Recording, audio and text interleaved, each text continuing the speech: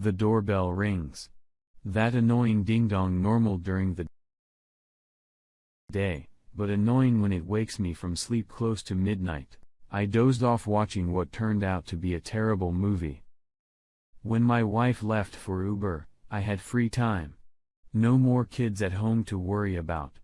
I was procrastinating, waiting for my wife to get home from her bachelorette party. I had gotten into the habit of waiting for her. I wanted her to feel uncomfortable sneaking home after the bachelorette party.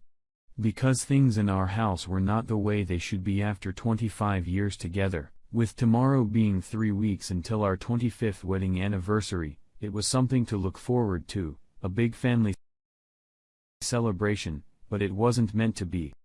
My wife turned out to be a cheater. I had no intention of being in her life when that momentous anniversary came just yet.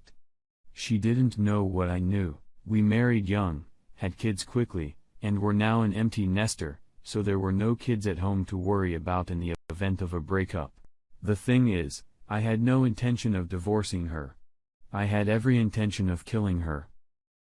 I found out 9 months ago that not only was she cheating with her longtime boss, but she had probably been cheating on me for several years. It just so happens that her boss is my brother Jake. My big handsome brother who was the favorite son in the family, the guy 2 years older than me, the life and soul of any party and in whose shadow I had lived my entire life. I discovered their betrayal many months ago when she accidentally left her phone open as she left to get ready for a bachelorette party. I picked up her phone to give it to her and pressed a button really accidentally, which made the screen light up and a WhatsApp message notification appeared with the first few words clearly visible. Why did she have a message from my brother at home? They were together at work most of the day. More disturbingly, the message couldn't have been clearer. "Is your pussy ready for that?" was all that was quoted in the notification. So I opened up the entire WhatsApp conversation with Jake and was able to see that message and more. "Is your pussy ready for me to fuck you tonight? I'll see you at the usual place. I've booked room 245. Just come to the room. See you at 7:30. Sorry. We can't stay the night, but I guess you'll have to go back to your brother's place." The messages were a tape full, and there was all the evidence that these two pieces of pond scum had been cheating on me for months. What really pissed me off even beyond the obvious betrayal was the way they talked about him providing what I couldn't. My wife joining my brother in mocking and degrading me as a man, a lover, a husband. If my wife was aware of how my feelings for her had cooled over the past few months, she hid it really well. Sure. There were times when she asked if I was okay, when we spent quiet evenings without talking, without touching, without the tender gestures common between husband and wife. I always brushed it off as nothing, hoping it would at least bother her. Apparently, it didn't bother her. That our sex life had been seriously curtailed, she probably didn't notice because from their reports, it appeared that her needs were being met 3 to 4 times a week and when you can at work and every Friday at the bachelorette party. From the reports, it must have been a relief for her, the bitch, to not have to pretend to enjoy sex with me. If she didn't love me anymore, she could have ended our marriage and had sex with whomever she wanted, but instead, she occasionally slept with me like the ultimate whore. I would have preferred a divorce, even though it would have been painful, as I loved her completely before I saw that fateful message. The only exception to our sex life occurred when my brother and his family went to Florida for 2 weeks. It seemed as the first weekend without him approached, she became more and more enamored. She snuggled up to me with her whole body late at night and early in the morning.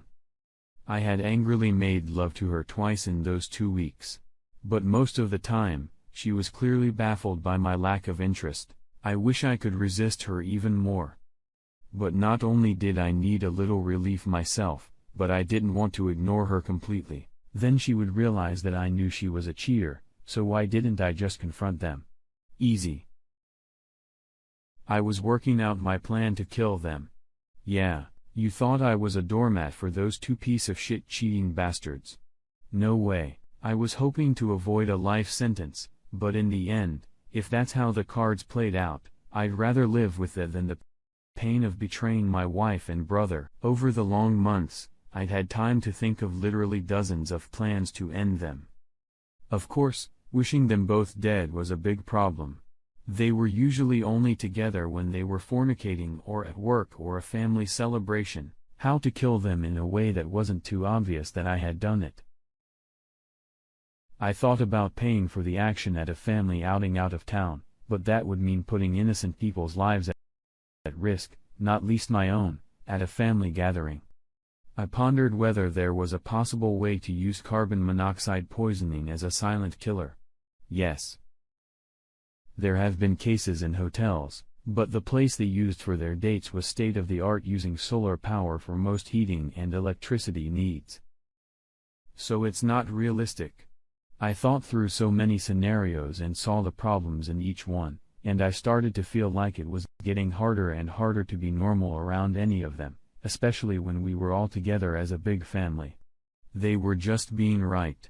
Trying not to be too obvious, assuming their audience knew nothing about their affair. But for me, knowing they were cheaters of the worst kind, I saw fleeting glances and gestures, casual touches when they thought no one was looking, sweet dove, making my rage grow for months. It made me sick to my stomach to realize what a high they were getting from showing each other how much they enjoyed humiliating me, not just from sex, but from all the intimacy they weren't allowed to share together. In my opinion, their actions showed how much they disrespected me and almost certainly hated me. Why they hated me? I had no idea. I had always supported them, although I was a little jealous of my brother, and I had never given my wife a reason to disrespect Spectre. I treated her well in and out of bed. Now I was almost at my wit's end. I had formed my final plan. However stupid it was, I had decided that I was going to expose their fraud and shoot them both and then try my luck with the justice system, hoping to use a reference to temporary insanity. But what stopped me was the realization that I would almost certainly be sentenced to a long prison term, and my own life would be ruined as badly as theirs. Ideally, I would have liked to find a plan that would have allowed me to reveal to them what I knew and have them live for a while in fear of waiting for divorce and the breakup of both families, while it was clear in my own mind that I would kill them. I just didn't see a way to accomplish that. I decided to kill them both shortly before our 25th anniversary. It was non-negotiable.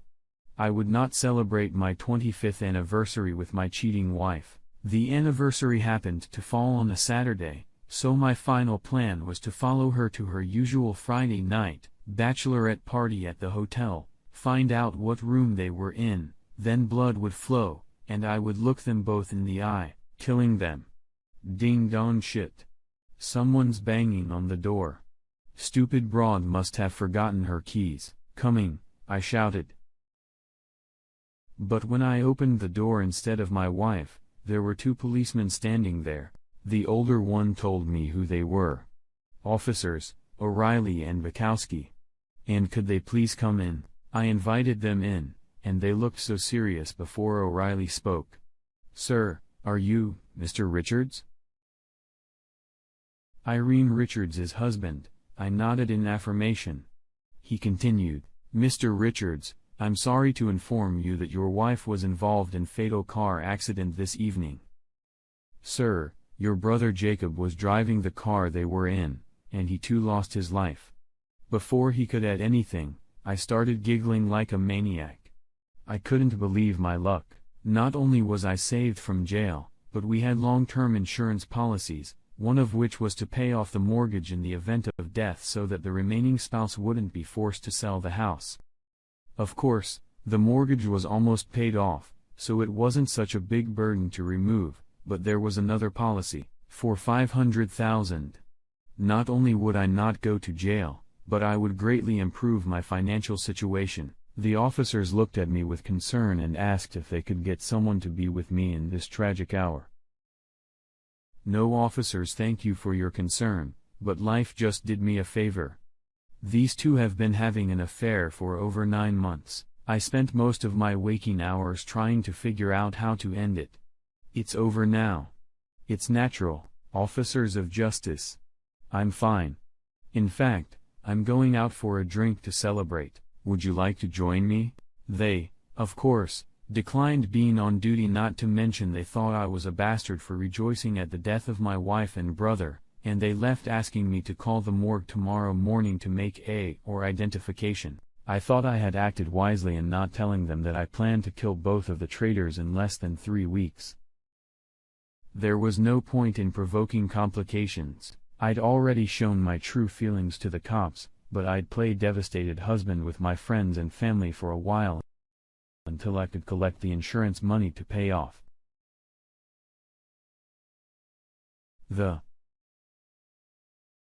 Sure, they hadn't come back to life during the night. When I got to the morgue and I examined both bodies, my sister-in-law, my brother's wife, couldn't get over it and asked that I identify both Jake and Irene.